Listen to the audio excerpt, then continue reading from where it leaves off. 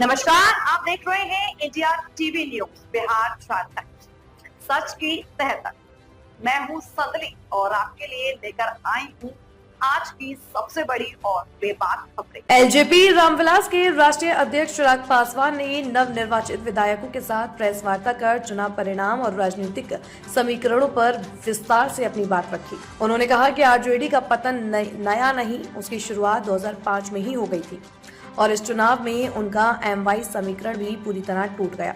चिराग ने दावा किया कि जनता ने एनडीए के नेतृत्व और काम पर भरोसा जताया है। उन्होंने बताया कि 2020 में संघर्ष शुरू करने के बाद 2024 में पार्टी के 5 सांसद जिताए और 2025 में 0 से 29 सीटों तक पहुंचना बड़ी उपलब्धि है।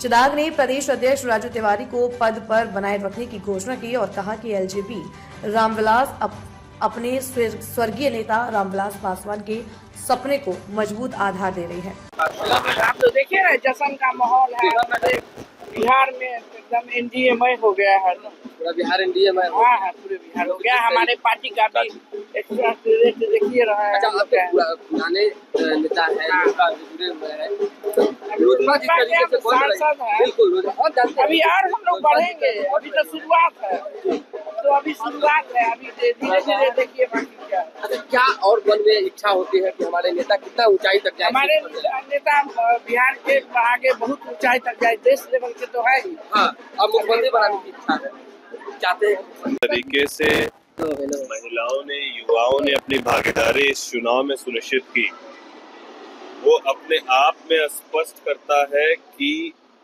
बिहार के लोग किसी भी सूरत में 90 के दशक वाला बिहार अब बिल्कुल नहीं चाहते और उस विचारधारा से बिहार को चलाने की सोच रखने वाले को पूरी तरीके से बिहार के लोगों ने नकारने का काम किया है। और ये बात मैं तब कहता हूँ जब ये बड़े मंचों से प्रधानमंत्री जी की मां को लेकर अब शब्द कहते हैं और जब आपके पास बिहार के तमाम डेटा की जानकारी नहीं है कि कहां पर कितने राशि का ये बिहार का बजट है और उससे ज्यादा जब आप बांटने का आश्वासन देने लगे तो लोगों को समझ में आ जाता है कि यहाँ सिर्फ बातें हैं, ग्राउंड पर वर्क कुछ नहीं है।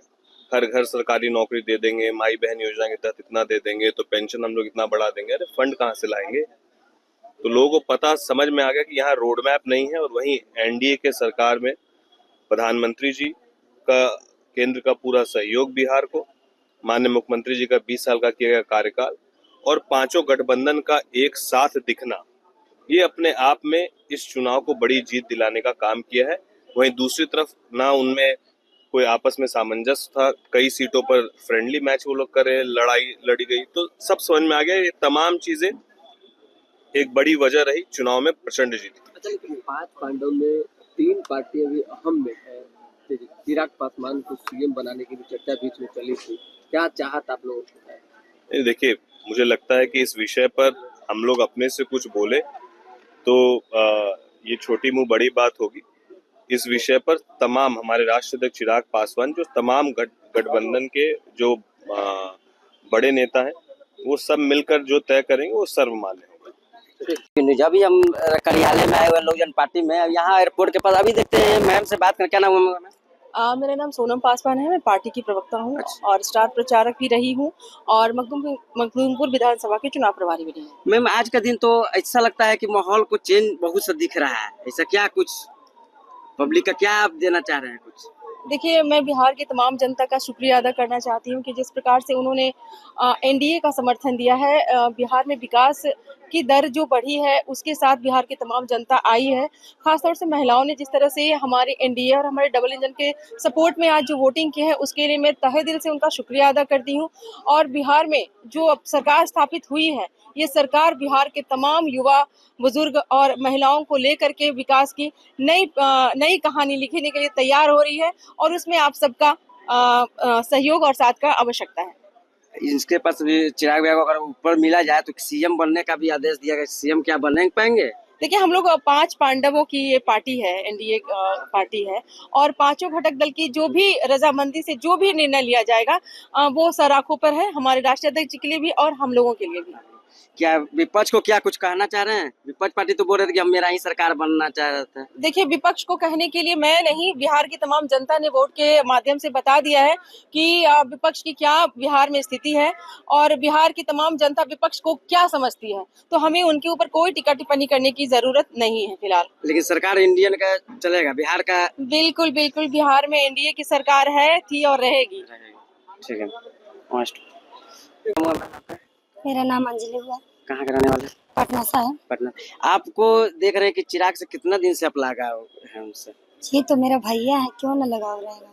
मतलब भैया है? जी नहीं, हम देखे हैं कि आपका टैटू बना है, जिससे आप इतना लग रहा है कि भैया से लग रहा है कि बहुत से उनको मानते हैं दिल से। बहुत मानते हैं। देखिए यहाँ पे भाई है। यहाँ दिखा सकते हैं कि भैया को देखिए, चिराग का भी टैटू बना चुके हैं ये लोग। मतलब बहुत ऊपर मानते हैं उसको। जी बहुत मानते हैं भैया को। मतलब ऐसा कुछ दबाव भी आया होगा फैमिली से कि आप बना रहे हैं, ऐसा कुछ? नहीं, मेरा हस्बैंड तो इसमें सपोर्ट किए हैं। सपोर्ट किए? जी। मतलब मर्जी से, पूरा फैमिली का आपका मर्जी से है? जी। तो क्या आप पार्टी से भी हैं? तो क्यों, अब भैया मेरा नेता है, मंत्री है, तो हम भी तो रहेंगे। मतलब क्या है कुछ इसमें आप हैं कि मतलब अभी इसी जनरली है, नहीं सपोर्ट अभी है कि तो पब्लिक है, क्या है? अभी तो बहन भाई भैया मानते हैं तो आए हैं। अच्छा, अभी भाई बहन का भी रिश्ता चल रहा है। और सपोर्ट है सौरभ जी का। हाँ। कि सौरभ जी यहाँ तक मेरे को लाए हैं। आपको लाए? जी। मतलब अभी सत्ता में है तो अभी इनको बनाया है कि नहीं रहेंगे तो भी आप रखिएगा टेटो को? नहीं, जिंदगी भर है।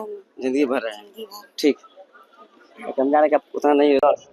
जैसा मैंने कहा और जिसका जिक्र केंद्रीय गृह मंत्री जी के द्वारा किया गया था कि तमाम विधायक बैठेंगे और संविधान की मर्यादा भी यही कहती है कि तमाम विधायक ही इवेंचुअली चुनने का काम करते हैं।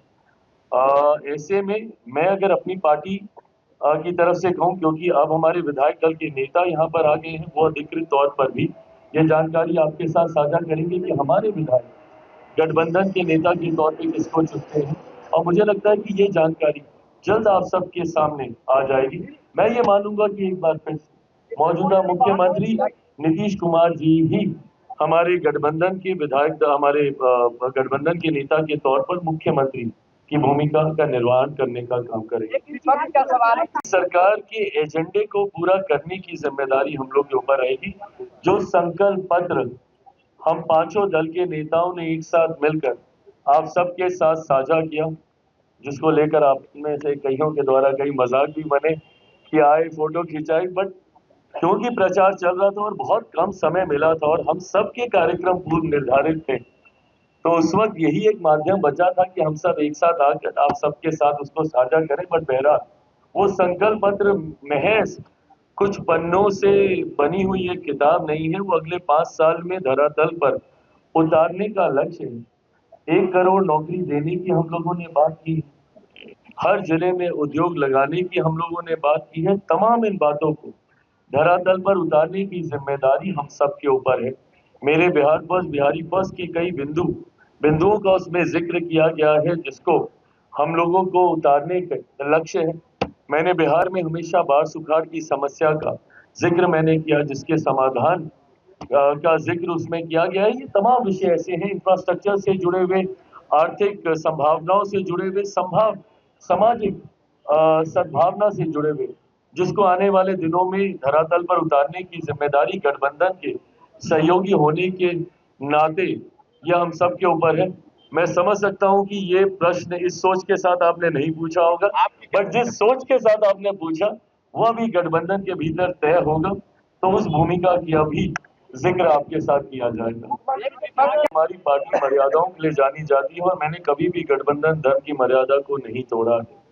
मैंने कभी भी कोई जानकारी ऐसी साझा नहीं की जो गठबंधन के भीतर जिसको लेकर सहमति ना बन गई हो। ऐसे में जब सीटों की संख्या पे चर्चा हो रही थी, जब सीटों का चयन, जब तक प्रत्याशियों के नाम फाइनल नहीं हुए, मैं आप लोगों के बीच आया नहीं था। ऐसे में ये भी तमाम वो बातें हैं जो गठबंधन के भीतर जिनको लेकर चर्चा होना अभी बाकी है। पार्टी से उप मुख्यमंत्री होंगे नहीं होंगे, मंत्री कौन होंगे, कितने होंगे, ये तमाम बातें अभी गठबंधन के भीतर चर्चा होनी बाकी है। जैसे ही ये चर्चा होगी इसकी जानकारी भी आप सबके साथ साझा की जाएगी। बिल्कुल नहीं, आवाज उठाएंगे ही नहीं, बल्कि अब तो जिम्मेदारी भी मेरे कंधों पर है। अभी तक जब मैं आपसे संवाद करता था तो मैं ये कह देता था कि मैं इस सरकार का हिस्सा नहीं हूं, जो टेक्निकली सही बात थी। अभी तक ना के बराबर लोक जनशक्ति पार्टी रामविलास बीच में कुछ समय को छोड़ दें, जहां बहुत थोड़े समय के लिए मेरे चाचा बिहार सरकार का हिस्सा रहे थे, बट अगर उस एक छोटे से कालखंड को छोड़ दिया जाए तो लोक जनशक्ति पार्टी कभी बिहार सरकार का सक्रिय रूप में मजबूती से ऐसा हिस्सा नहीं रही है। तो ये पहली बार होगा जब हम लोग बिहार सरकार का मजबूत हिस्सा हम लोग बनने जा रहे हैं। तो ऐसे में पहले मैं जरूर ये कह देता था कि लोक जनशक्ति पार्टी रामविलास बिहार सरकार का हिस्सा नहीं है, हम लोग समर्थन कर रहे हैं।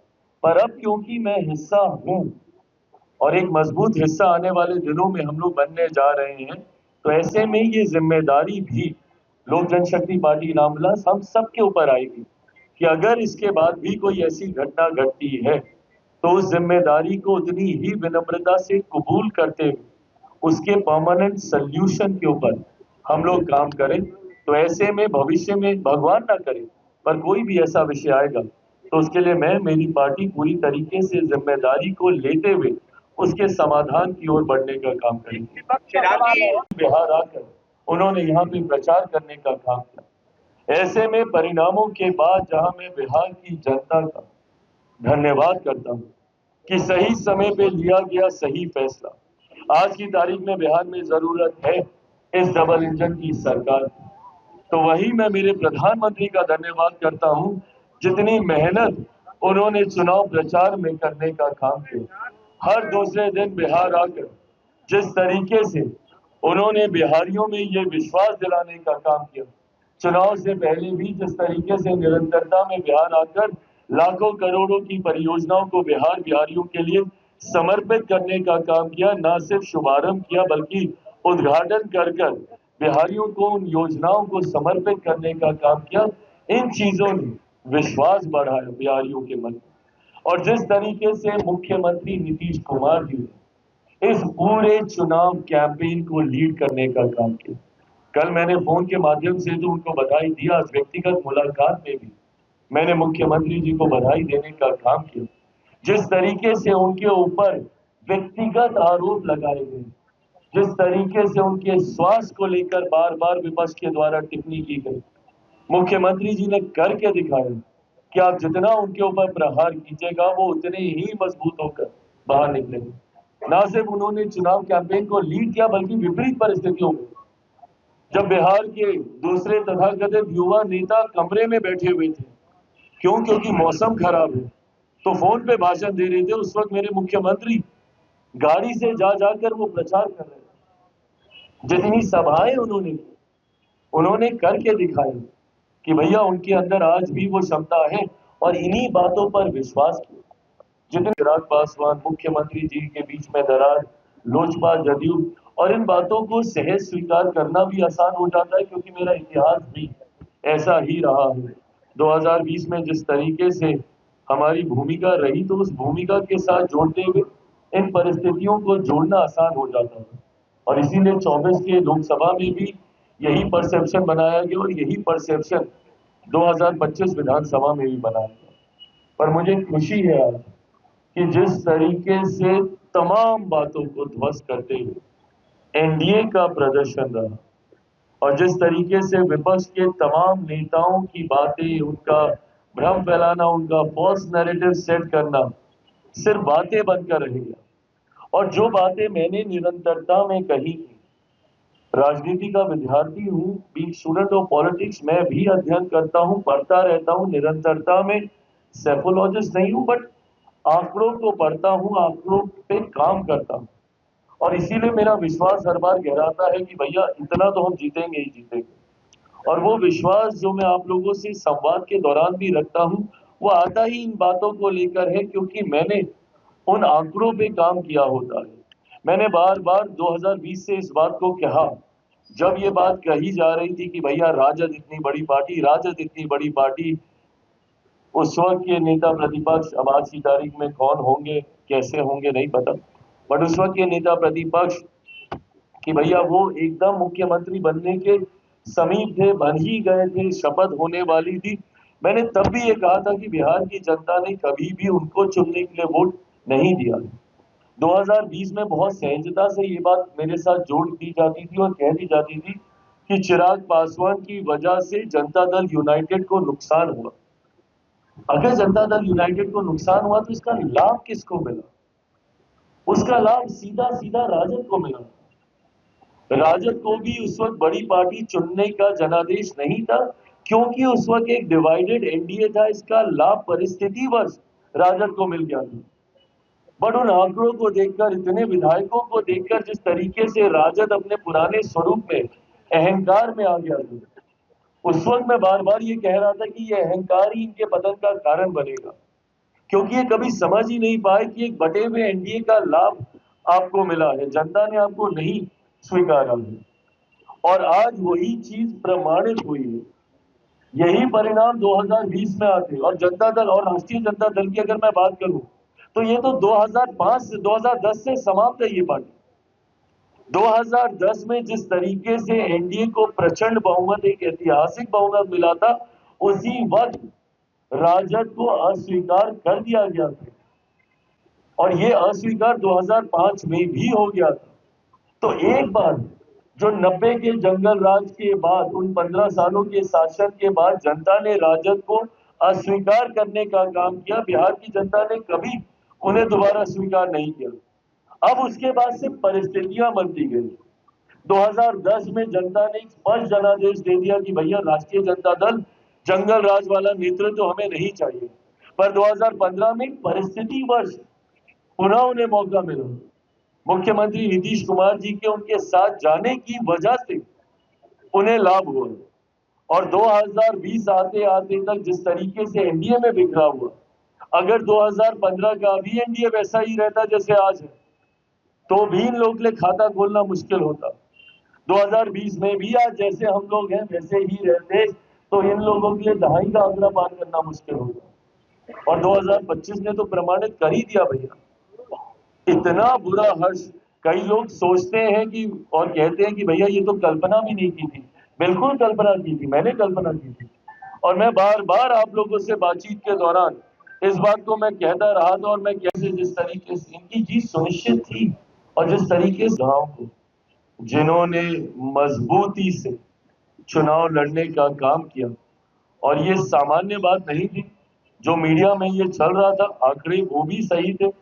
लगभग 19 में से 16 सीटें हम लोगों की ऐसी थी जो सिटिंग सीट नहीं थी और उन 16 सीटों में से भी कई सीटें ऐसी थी जिसको हम लोग लंबे समय से हम लोगों ने नहीं जीता था।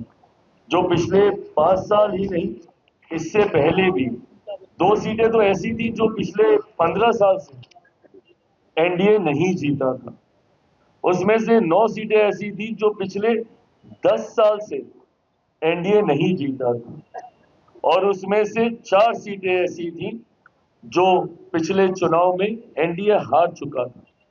ऐसे में गठबंधन ने ये विश्वास जताया और ये बात केंद्रीय गृह मंत्री जी से जब हुई भी थी तो उन्होंने भी इस बात को कहा था कि आप में ये क्षमता है कि आप इसमें से अधिकांश सीटों को आप निकाल पाएंगे।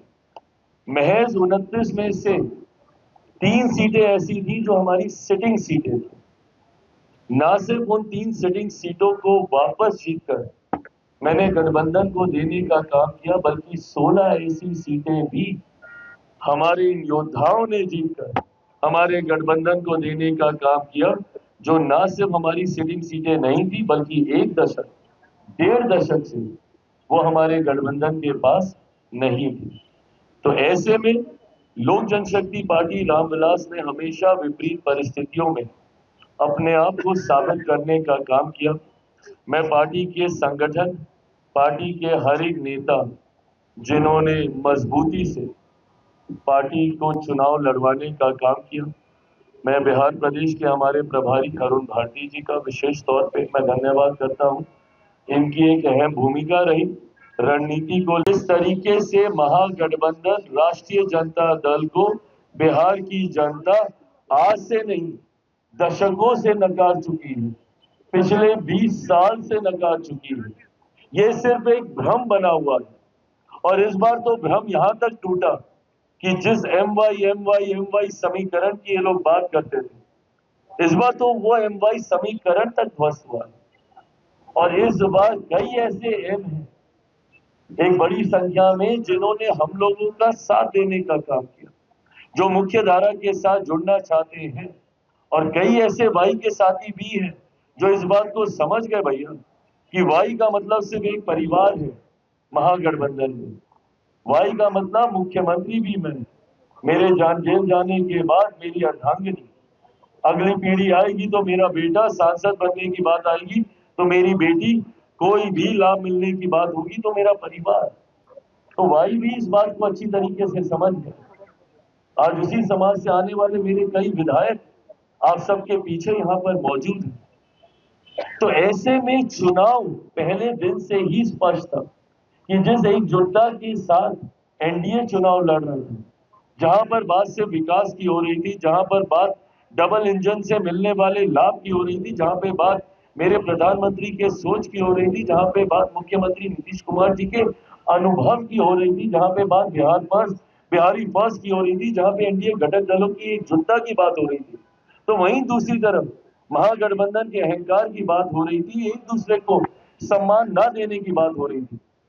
आप बताइए भैया, ये कौन सहज स्वीकार करेगा कि इतनी माथापच्ची के बाद, हाथ पांव जोड़ने के बाद, एक दूसरे को आंख दिखाने के बाद तो आपने मुख्यमंत्री के चेहरे पे सहमति दी।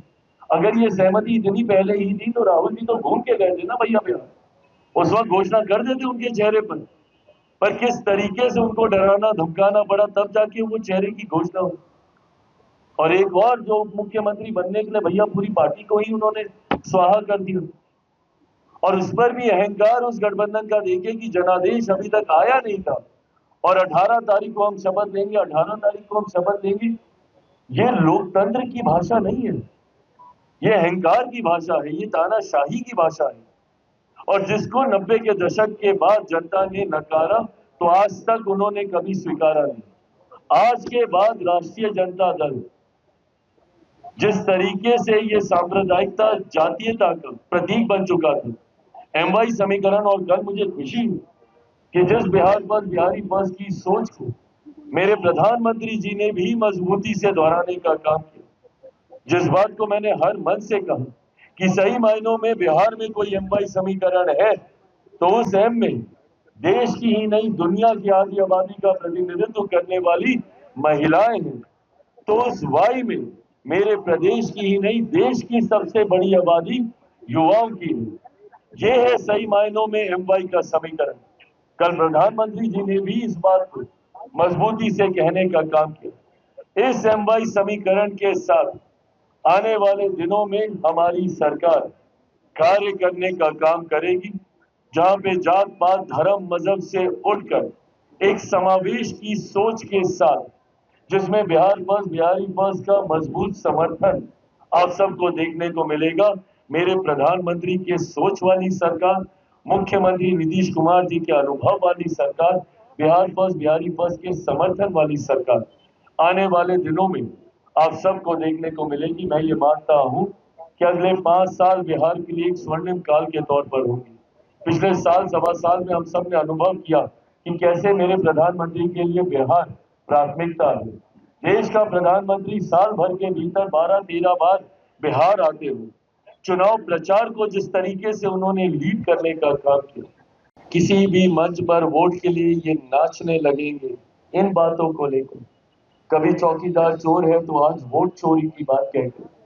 जितने व्यक्तिगत प्रहार उनके ऊपर हुए उतना ज्यादा हमारा गठबंधन मजबूत है। बिहारी मर्यादाओं के लिए जाने जाते हैं, अपनी सभ्यता के लिए जाने जाते हैं। ऐसी असभ्य भाषा कभी भी बिहारियों ने स्वीकार नहीं की। ऐसे में एक बार फिर से इस असभ्यता को नकारने का काम किया गया है बिहार की जनता के द्वारा। मैं बिहार की जनता का धन्यवाद करते हुए मेरे प्रधानमंत्री का धन्यवाद करता हूं। कल फोन पर भी उनसे बातचीत हुई, उनको जहां मैंने धन्यवाद दिया उनके परिश्रम के लिए, उनके द्वारा जिस तरीके से लोक जनशक्ति पार्टी रामविलास हमारी भूमिका को सराहने का काम किया गया और जिस तरीके से उन्होंने कहा कि हमारी एकजुटता ही इस परिणाम का कारण है, उनके ये शब्द मेरे लिए, मेरे तमाम नेताओं के लिए, मेरे तमाम विधायकों का मनोबल बढ़ाते हैं। आज जिस तरीके से सुबह केंद्रीय गृह मंत्री अमित शाह जी का फोन आना और उनकी जो एक अहम सक्रिय भूमिका बिहार विधानसभा चुनाव के दौरान रही, उन्होंने जिस तरीके से लोक जनशक्ति पार्टी रामविलास की भूमिका को सराहने का काम किया, मैं, मेरी पार्टी उनका भी धन्यवाद करती हूँ। जिस तरीके से भारतीय जनता पार्टी के राष्ट्रीय अध्यक्ष जेपी नड्डा साहब जी, उनकी सक्रिय भूमिका रही, विभिन्न राज्यों से आए हुए भारतीय जनता पार्टी के मुख्यमंत्री, उनकी भूमिका रही और एनडीए के तमाम हमारे घटक दल, उपेंद्र कुशवाहा जी हों, आदरणीय जीतन राम मांझी जी हों, हम लोगों के बीच भी दरार दिखाने के बहुत प्रयास किए गए, पर जिस सहजता से एक दूसरे की सीट पर जाकर हम लोगों ने प्रचार करके एक दूसरे के विधायकों को जिताने का काम किया। आज जब मुख्यमंत्री जी से मुलाकात हुई तो जिस मुस्कुराहट के साथ वो बता रहे थे कि ये देखिए हम वोट डालकर आए और हेलीकॉप्टर छाप पर हम वोट डालकर आए, ये दिखाता है इस एकजुटता को। जहां मुख्यमंत्री जी का वोट हेलीकॉप्टर पर गया और अरुण जी यहीं पर मौजूद है हमारे बख्तियारपुर से, हमारे विधायक, तो वही दूसरी तरफ हमारा वोट भी तीर छाप हो गया है। अलौली विधानसभा जहां से गठबंधन से जनता दल यूनाइटेड तीर छाप पर सदा साहब चुनाव वहां से लड़ रहे थे अलौली विधानसभा में, तो रामचंद्र सदा साहब वहां से चुनाव लड़ते थे। ये दर्शाता है कि किस एकजुटता के साथ, और अगर ये नहीं होती तो ये परिणाम नहीं होते। इन बातों को आज मैं दोहरा इसीलिए रहा हूं क्योंकि थ्रू आउट हम लोगों के बीच में, मेरे मांझी जी को लेकर, अरे लोकसभा में मैं उनके साथ बैठता हूँ, उनसे संवाद करता हूँ, उम्र में बड़े हैं, आदरणीय हैं, अनुभवी हैं। सामने आपसे रूबरू हो रहा हूँ और एक ऐसे कार्यालय में जिस कार्यालय से मेरे नेता, मेरे पिता आदरणीय रामविलास पासवान जी की पुरानी यादें जुड़ी हुई हैं।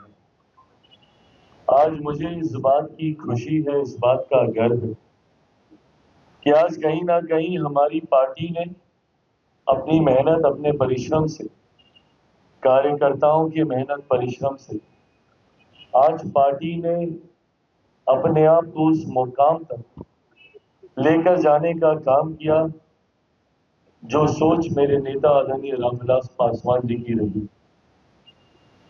सन 2000 में जब से पार्टी का गठन हुआ तब से लेकर अभी तक ये दूसरा पार्टी का सबसे बेहतरीन प्रदर्शन रहा। पहला प्रदर्शन 2005 में जब बिना किसी गठबंधन में मेरे नेता ने चुनाव लड़ने का काम किया, 29 विधायक जीते, पर परिस्थितियों वर्ष उस वक्त सरकार नहीं बनी और जिस तरीके से दोबारा चुनाव होने पर पार्टी का प्रदर्शन 2005 नवंबर में जब चुनाव हुए तो उस तरीके का नहीं रहा जो पहले फरवरी में हुए चुनाव में रहा था। और तब से निरंतरता में पार्टी ने कई संघर्ष के दौर देखे। 2009-2010 का एक ऐसा दौर आया जब 2009 लोकसभा में मेरे नेता आदरणीय रामविलास पासवान जी खुद भी उस वक्त वो चुनाव नहीं जीत पाए थे। वो एक कठिन समय जरूर पार्टी का था, पर उन्होंने हार नहीं मानी और 2014 में एक शानदार वापसी, उन 5 सालों में जिस तरीके से उनका संघर्ष रहा, एक शानदार वापसी उन्होंने करने का काम किया। इतिहास कहते हैं कि अपने आप को दोहराता है। लगभग 2020 के आसपास पुनः मेरे सामने ऐसी ही परिस्थिति आई जहां पार्टी की समाप्ति की भी घोषणा कई दलों के द्वारा कई अलग अलग मंचों पर कर दी गई थी।